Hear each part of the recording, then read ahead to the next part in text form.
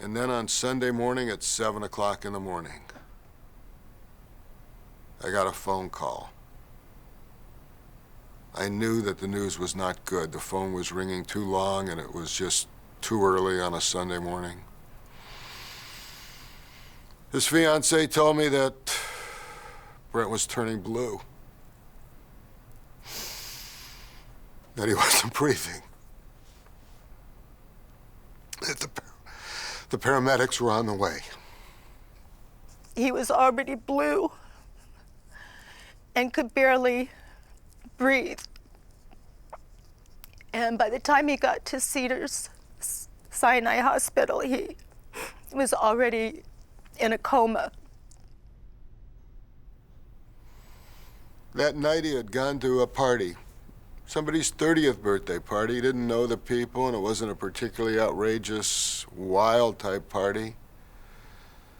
But for reasons that I'll never know, he had a couple of drinks and took a half of ecstasy.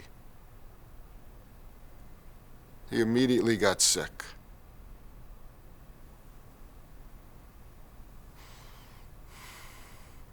He started acting very, very strange. Everybody thought he had just had too much to drink. Just take him home, let him sleep. They didn't realize that the projectile vomiting was a real serious symptom. And the fact that he was mumbling incoherently. But they wanted to protect him and themselves, and they didn't call the paramedics. And everybody needs to know that you have to call an ambulance always, because otherwise you can be dead. And then that's something you have to live with for your whole life. And an ambulance wasn't called.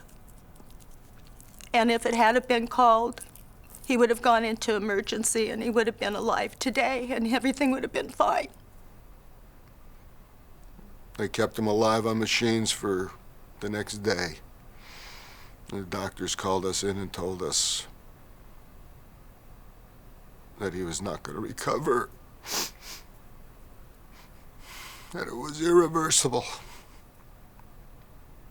And then I traced his forehead and his nose and came down to his mouth that had a tube in it. And he had tubes in him and needles and machines that were going. And I just kept telling him how much I loved him. And I didn't want to leave. I couldn't leave the room. I just wanted to hold him, and I didn't want to ever leave him. And I was in there for a long time, and then they told me I had to leave because they had to shut down the machines and take him away. We made a decision nobody should ever have to make. We buried him 2 days later. A simple phone call. Friends just really being friends and talking to each other and saying the truth rather than trying to protect somebody from something they shouldn't be afraid of.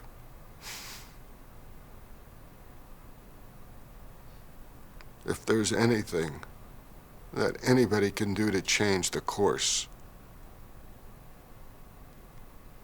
of this dreaded disease, have the courage to talk about it, to talk to your friends about it. Don't be afraid.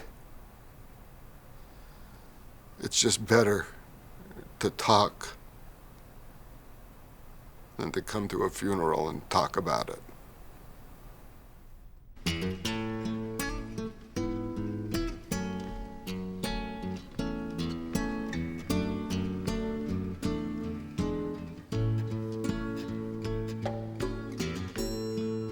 The Brent Shapiro Foundation for Drug Awareness was founded upon the death of my son Brent in October of 2005. I don't want other mothers to have to go through the pain that I've gone through. And hopefully I can help you so you don't have to live through this kind of an experience, which is so devastating. The foundation's purpose is very simple. We need a new and different approach to the epidemic of drug disease.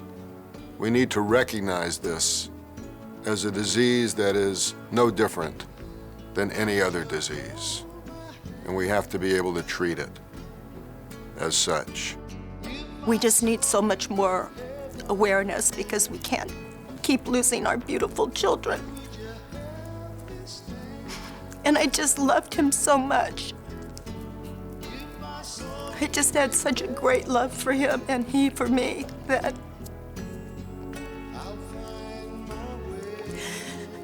it's just almost unbearable to go on. We need to create awareness around the country. We need to communicate so parents talk to teachers and teachers talk to parents. So that parents talk to other parents but talk to their children. And the children will not only talk to their parents but talk to their friends, because friends talking to friends will save lives. We will be able to make a difference. We will be able to save lives with this new and different approach at the Brent Shapiro Foundation for Drug Awareness.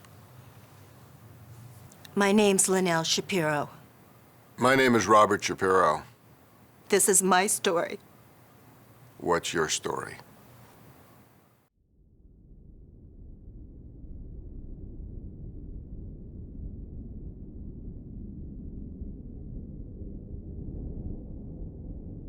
I've been locked up 3 times for the same thing.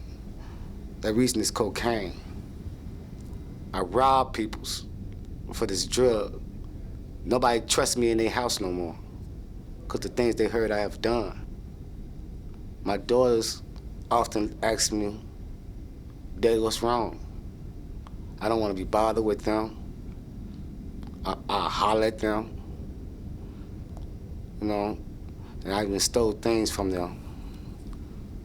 You know, I holler with my wife, started picking fights with her because she refused to give me money for this habit.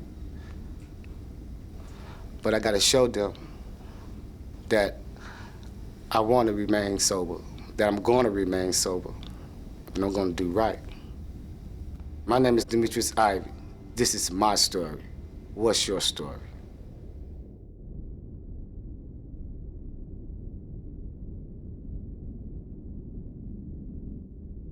I didn't really care that I was setting a bad example to people that I really loved.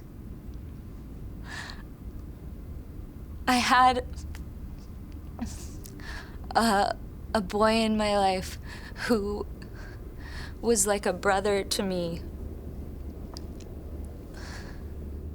He ended up in rehab too. I was just completely worthless as someone to look up to, and I didn't even think that anyone would have any reason to look up to me, or I would have any effect on anyone.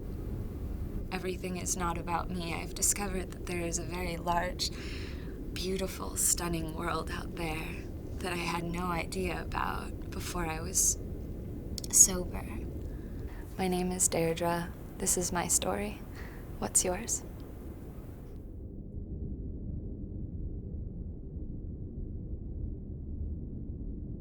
She was coming down off of a lot of Klonopins, and I was trying to help her, and we got into a fight over some cocaine. And all I wanted to do, my main purpose, my main priority was just to get my next fix. That was it. And she jumped on the windshield of my car and was screaming and was like, "Don't go, don't go. You don't know what I'm gonna do." And I didn't care, and I left. And I came back to find her hanging in my house. And I realized that I couldn't do this on my own, so I got help. This number is a 2 for 2 years clean and sober, which is a miracle because I couldn't get 2 minutes. You know, it's a good reminder for me to realize too, like when someone's asking for help or, you know, to kind of be there. You gotta be there when someone's asking for help. My name is Erin Hamilton. This is my story. What's your story?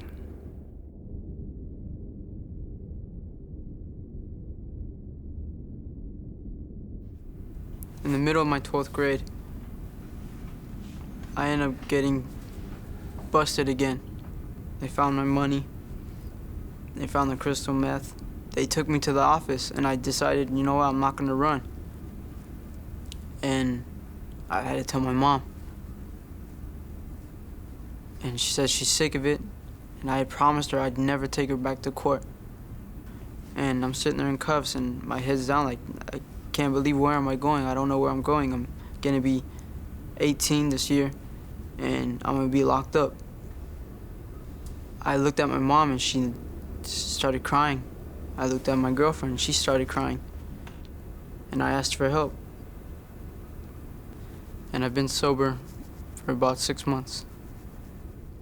My name is Isaac. This is my story. What's your story?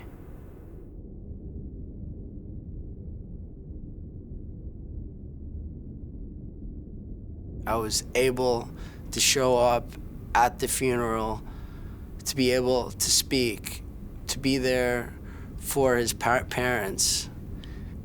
I questioned a lot, like why him? Why not me? You know, they told me when I was in the rehab, they said sometimes an addict has to die for another addict to live. And it's kind of a hard thing to accept. Yeah.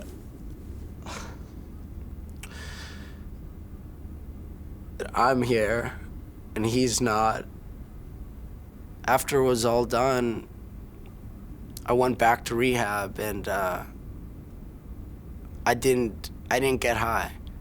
My name is Nikki. This is my story. What's your story?